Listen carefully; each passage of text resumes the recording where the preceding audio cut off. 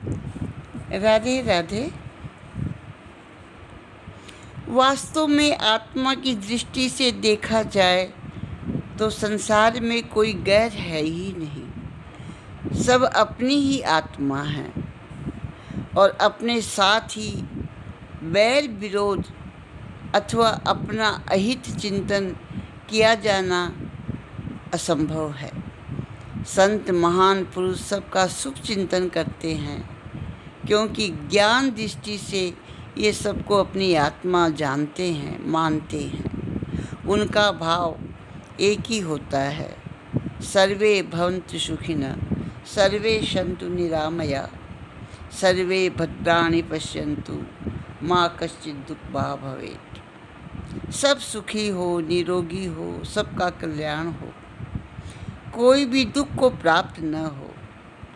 भक्त की दृष्टि में सारा संसार परमेश्वर का रूप है। उमा जे राम चरण रत, विगत काम मद क्रोध, निज प्रभु मैं देखहि जगत, का सन करहि विरोध। भक्त या ज्ञानी किसी को अपने से भिन्न मानते ही नहीं। इससे उनके हृदय में बैर विरोध, ईर्ष्या, द्वेष लेश मात्र भी नहीं होता। ऐसी सर्व आत्मा प्रेम की भावना हमारे दिल में जागृत होगी, तब बैर भाव, राग, द्वेष इत्यादि स्वयं ही नष्ट हो जाएंगे। फिर तो समता, मुदिता, मैत्री, करुणा आदि शुभ भावनाओं का स्रोत उमड़ पड़ेगा। अपना अच्छा बुरा संकल्प ही अन्य के मन में अच्छाई या बुराई उत्पन्न करता है।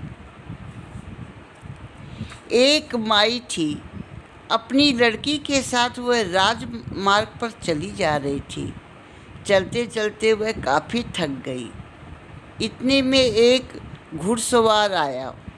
उसको देखकर माई कहने लगी, हे भाई, मेरी इस लड़की को जो बेचारी चलते चलते थक गई है, अपने घोड़े पर बैठा लो, आगे इसे उतार देना, मैं धीरे चलकर वहाँ पर पहुँच जाऊँगी।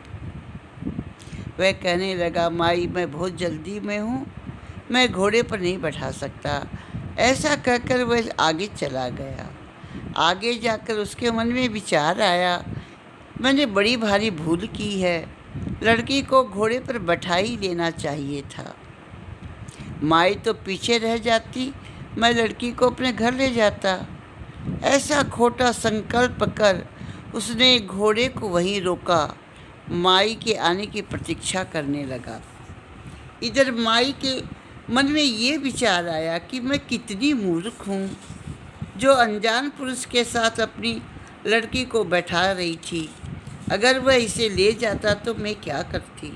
अच्छा हुआ जो उसने ले जाने से इनकार कर दिया।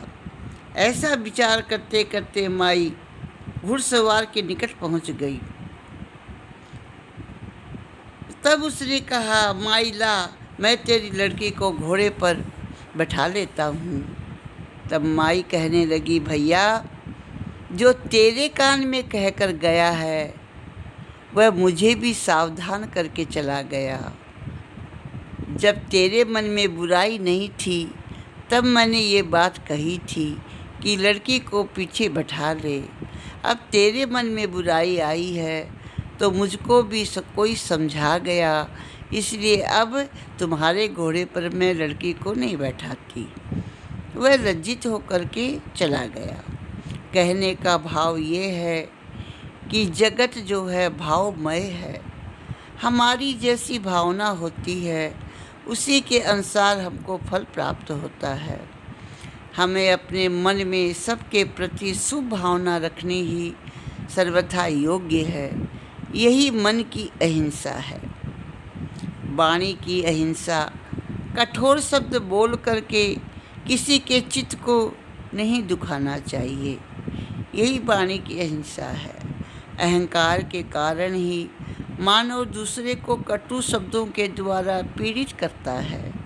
उसकी कर्कश वाणी से अकारण ही किसी के दिल को संतप्त करना ये सबसे बड़ा पाप है। तुलसी तिनकी कौन गति, बोले बिना विचार, हटे पराई आत्मा जिह्वा की तलवार। कटु बोलने वाले के साथ कोई मित्रता या प्रेम करना नहीं चाहता, नहीं उस पर परमेश्वर प्रसन्न होते हैं। इसलिए महान पुरुषों ने कहा है कि मधुर भाषी बनो।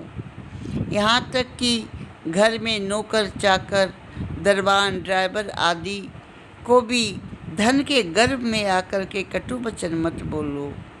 तुलसीदास जी ने दूसरे को बस में करने का महामंत्र यही बताया है, मीठा बोलना। तुलसी मीठे बचन ते सुख उपजत चहुँ ओर, वशीकरण ये मंत्र है तज दे बचन कठोर।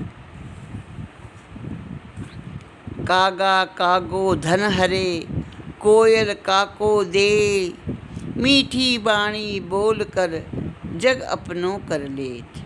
मीठी बाणी बोलने के लिए पराये भी अपने हो जाते हैं,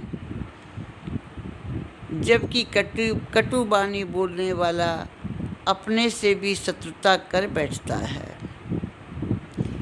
राधे राधे।